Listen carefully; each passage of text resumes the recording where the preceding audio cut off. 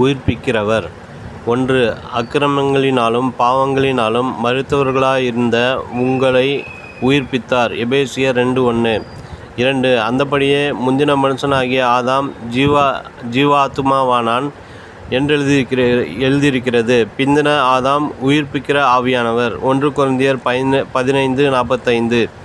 3. அன்றியும் இயேசுவை மரித்தோரிலிருந்து எழுப்பினவருடைய ஆவி உங்களில் வாசமாய் இருந்தால், கிறிஸ்துவை மரித்தோரிலிருந்து எழுப்பினவர் உங்களில் வாசமாயிருக்கிற தம்முடைய ஆவியினாலே சாவுக்கெதுவான உங்கள் சரீரங்களையும் உயிர்ப்பிப்பார். ரோமர் 8:11.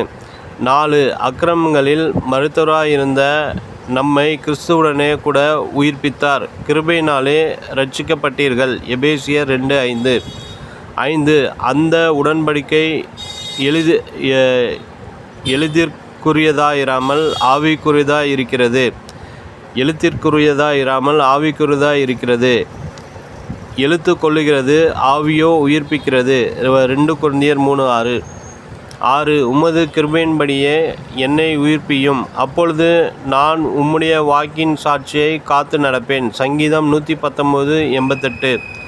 7. பிதாவானவர் மரித்தோரை எழுப்பி உயிர்ப்பிக்கிறது போல குமாரனும் தமக்கு சித்தமானவர்களை உயிர்ப்பிக்கிறார். யோவான் 5:21. 8.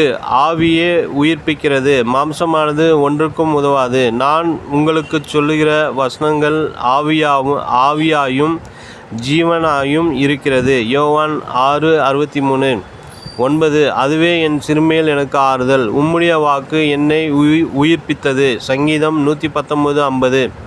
10. மரித்தோரை உயிர்ப்பித்து இல்லாதவைகளை இருக்கிறவைகளைப் போல் அழிக்கிறவருமாயிருக்கிற தேவனுக்கு முன்பாக நம்மெல்லோருக்கும் தகப்பனானான். ரோமர் 4:17.